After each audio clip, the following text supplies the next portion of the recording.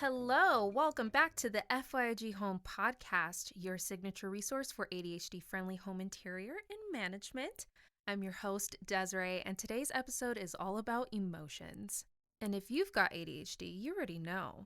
Emotions can be intense, fast-moving, and sometimes overwhelming. My goal is to help you create a home that makes life easier for you, and learning to manage your emotions is part of it. Because when you know how to manage your emotions, your space can become more than just a place to live. It could be your sanctuary, a space oasis that supports your energy, your focus, and your peace of mind.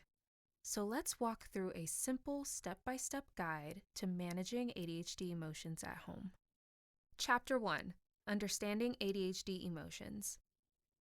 Living with ADHD can be like your emotions are on a roller coaster. Here's the thing. This isn't about being too sensitive or overreacting. ADHD literally affects the brain's ability to regulate emotions. So yeah, we're going to feel things big and fast. Let's break it down. Emotional dysregulation means we can go from 0 to 100 real quick. Rejection sensitivity makes even small criticism feel personal. And impulsive reactions? Well, that's just part of the ride. The key to managing all of this is self-awareness. Start tracking your emotional triggers. Personally, I use a cognitive behavioral therapy journal I bought a while back. And honestly, it's been my emotional lifeline whenever I feel like I need to scream and kick and I feel like the world is out to get me. This is the journal that I use aggressively to get all of my feelings out, and I always end up feeling better at the end. Chapter 2. Creating an emotional safe zone. Home should feel like a retreat. So one of my favorite tools, creating a cool down space. Here's how. 1. Pick a quiet spot. A balcony, backyard, or a little nook in your room. 2. Add sensory soothing items like a weighted blanket, essential oils, headphones, and even a cozy hoodie. And 3. The right lighting. Candles, fairy lights, or even sunlight if you're outside can work wonders. It's all about what you prefer in the moment. Chapter 3. The 10-minute pause rule and externalizing emotions. Let's talk about that moment when your emotions spike and you feel like you might explode.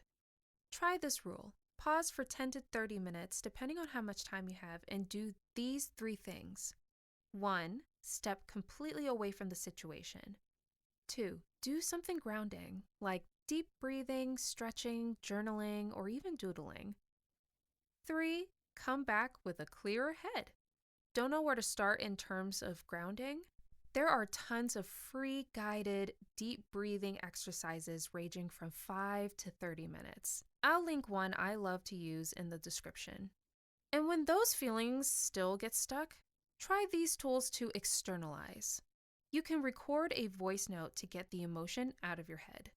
Use a cognitive behavioral therapy journal, as mentioned in the beginning. Write your frustration on a piece of paper and toss it in the trash, rip it up, in the trash. Seriously, therapeutic. The end goal is to create a clearer mind, and doing these steps can help achieve that. Chapter 4. Quick mood resets and stability routines. Sometimes all we need is a tiny shift to reset a heavy mood. Here are a few go-tos. 1. Blast a calm or hype playlist. 2. Step outside for fresh air, even for just 5 minutes. 3. Splash cold water on your face, squeeze a fidget toy, or do a quick set of jumping jacks. And to build some emotional stability over time, 1. You can start your mornings with a quick check-in. You don't even have to write this down. You just ask yourself, how am I feeling today? 2, at night, you can do a brain dump, like journaling all of your thoughts out so they don't swirl at bedtime and keep you up. And 3, don't forget to take breaks. You can set alarms to pause and breathe. Chapter 5, Self-Compassion and Growth. Let's be real. This journey isn't linear. You're going to have hard days. That doesn't mean you're failing. It just means you're human. Practice self-compassion by changing, quote-unquote, what's wrong with me, to I'm learning how to handle this.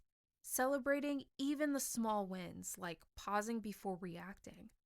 And don't think that you have to go through this alone. Whether it's a therapist or an ADHD community, get support when you need it. And here are my final thoughts. Your emotions are valid. Your brain just has a different rhythm, and it's not a flaw. It's part of what makes you, you. By putting these emotional management tools into practice, you're turning your home into something beautiful, a safe space inside and out. That's it for today's episode on managing ADHD emotions at home. If you found this episode helpful, be sure to like and subscribe. For more ADHD-friendly home interior and management tips, head over to fyoghome.com. Thank you so much for listening. Catch you next time where we'll dive into more ways to make your space oasis work for you.